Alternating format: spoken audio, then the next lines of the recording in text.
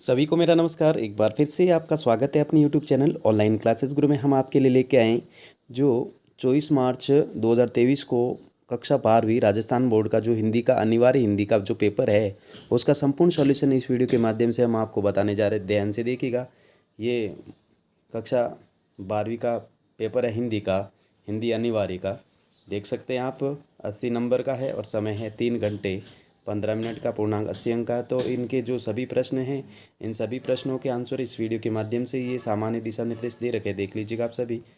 तो यहाँ पर जो पहला दे रखा है, बहुविकल्पी प्रश्न निम्नलिखित अपठित गद्यांश ध्यानपूर्वक पढ़कर दिए गए वस्तुनिष्ठ प्रश्नों के उत्तर पुस्तिका में लिखिए। आम यहाँ का विशेष मेवा है। क्या है? आम। इसमें रस भरा रहता है और इसका बौर वसंत का अग्रदूत है। हमारे यहाँ अश्वत्थ पेय को भी विशेष महत्ता दी गई। श्रीमद् भागवत गीता में भगवान की विभूतियों में अश्वत्थ को भी माना गया।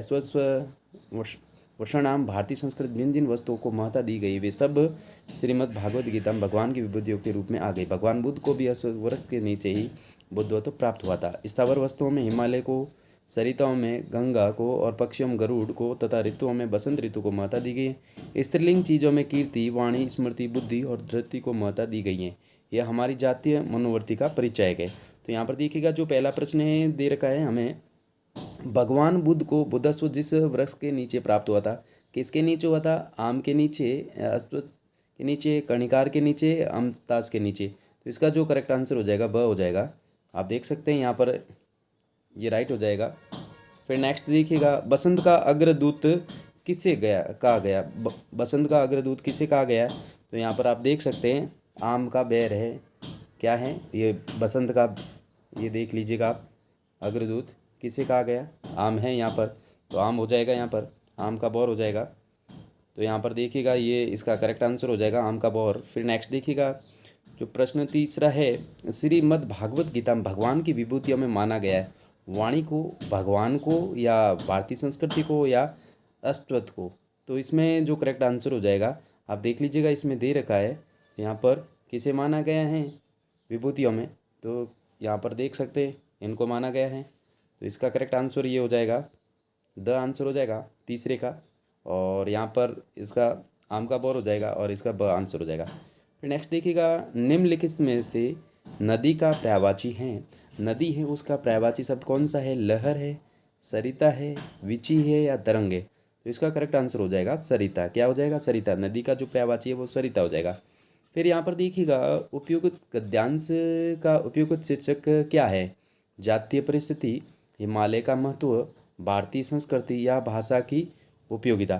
तो आप देख सकते हैं इसका जो उपयुक्त शीर्षक है वो हो जाएगा आपके, क्या हो जाएगा? भारतीय संस्कृति हो जाएगा। क्या हो जाएगा? भारतीय संस्कृति हो जाएगा।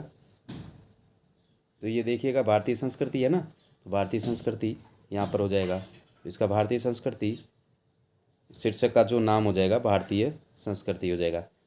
फिर नेक्स्ट देखिएगा, नेक्स्ट है जंगम शब्द का विपरीतार्थ है स्थावर, गीता, स्मृति, या धृति? तो इसका करेक्ट आंसर हो जाएगा, क्या हो जाएगा? स्थावर। ये हो जाएगा इसका करेक्ट आंसर। फिर नेक्स्ट देखिएगा, नेक्स्ट जो प्रश्न है आपके गद्यांश दे रखा है। गद्यांश में निम्नलिखित अपठित पद्यांश को ध्यानपूर्वक पढ़कर दिए गए वस्तुनिष्ठ प्रश्नों के उत्तर पुस्तिका में लिखेगा। भूलोक का गौरव, प्रकृति का पुण्य लीला स्थल कहाँ फैला मनोहर गिरी, हिमालय और गंगा जल जहाँ, संपूर्ण देशों से अधिक किस देश का उत्कर्ष? उसका की जो ऋषि भूमि है वह कौन है? भारतवर्ष। हाँ, वृद्ध भारतवर्ष ही संसार का सिरमौर है। ऐसा पुरातन देश कोई विश्व में क्या और है? भगवान की भव विभूतियों का यह प्रथम भंडार है। विधि ने किया नर सृष्टि का पहले ही विस्तार। तो यहाँ पर विधि ने किया है नर सृष्टि का सब यही विस्तार। विधि ने किया है नर सृष्टि का विस्तार। तो यहाँ पर देखिएगा, कवि ने भूलोक का गौरव किससे बताया? गंगा जल को, विश्व को, भारतवर्ष को, या प्रकृति को?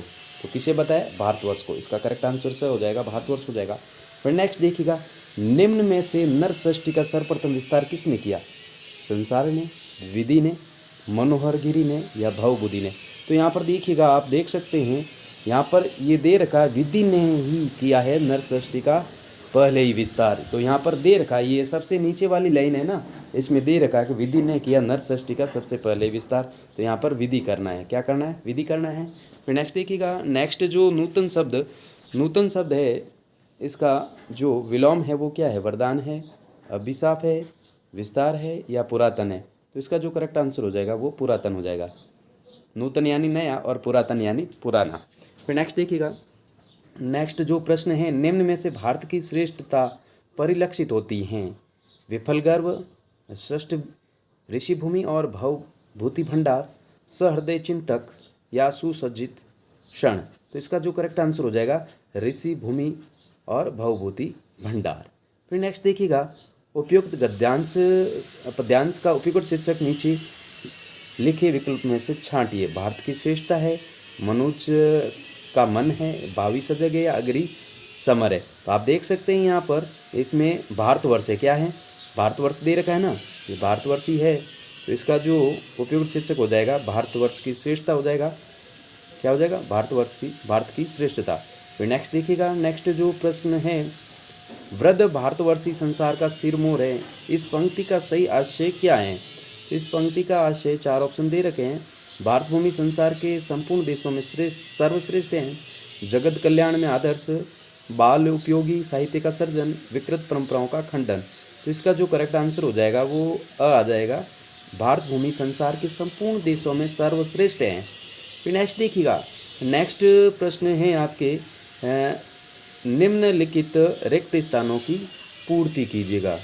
जो निम्नलिखित है रिक्त स्थान उसकी पूर्ति करनी है। तो यहाँ पर देख सकते हैं आप, हिंदी व्याकरण को मोटे तौर पर कितने वर्गों में विभाजित किया गया वो बताना है। तो हिंदी व्याकरण को 3 वर्गों में विभाजित किया गया, मोटे तौर पर 3 वर्गों में। कितने? 3 वर्गों में। फिर नेक्स्ट देखिएगा, भाषा को शुद्ध लिखने व बोलने संबंधी जानकारी देने वाले शास्त्र को क्या कहते हैं? क्या कहते हैं? तो इसमें लिखेंगे आप व्याकरण। क्या लिखेंगे? यहाँ पर आप लिखेंगे व्याकरण लिखेंगे। इसमें लिखना है आपको व्याकरण।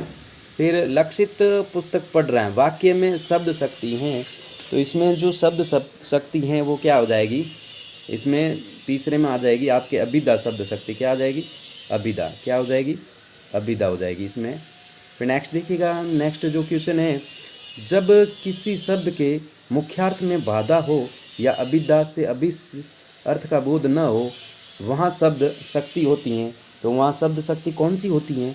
तो इसमें आपको क्या करना है? लक्षणा करना है। इसमें आपको लक्षणा करना है, और इसमें आपके अभिधा हो गया, इसमें लक्षणा हो जाएगा, इसमें अभिधा हो गया, इसमें लक्षणा हो गया।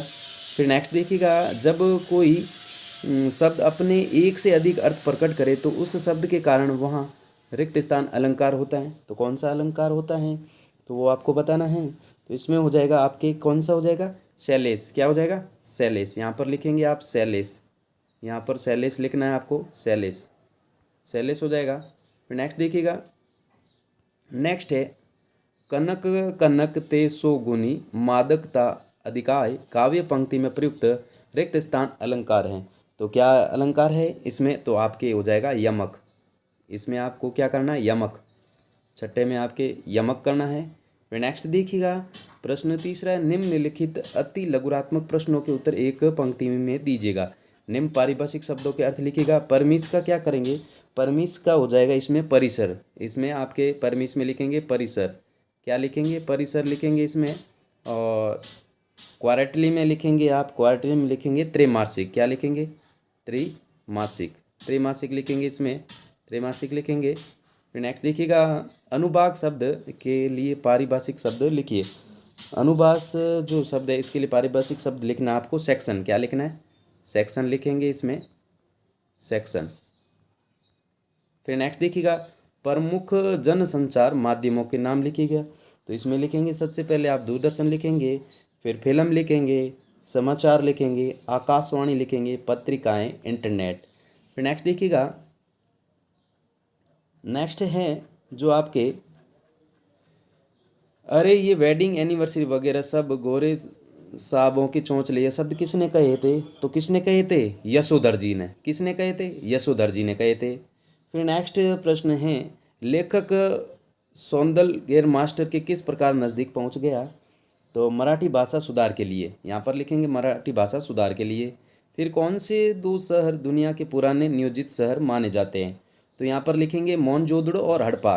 कौन से 2 शहर दुनिया के पुरा नियोजित शहर माने जाते हैं? मोहनजोदड़ो और हड़प्पा करेंगे इसमें। फिर नेक्स्ट देखिएगा, मोहनजोदड़ो की खुदाई अब क्यों बंद कर दी गई? क्योंकि सिंधु पर बांध पर पानी आने के कारण यहाँ पर बंद कर दी गई थी। फिर नेक्स्ट है मौत के खिलाफ, यहाँ पर देखिएगा, मौत के खिलाफ मनुष्य नाम की किताब में लेखक ने क्या पढ़ा? तो उसमें उसने पढ़ा था औरत की यौन पीड़ा का दर्द के बारे में, औरत की यौन पीड़ा के दर्द के बारे में पढ़ा था। नेक्स्ट जो प्रश्नों के आंसर अगले वीडियो में हम जल्दी प्रोवाइड करवा देंगे। Thanks for watching. वीडियो देखने के बहुत बहुत धन्यवाद।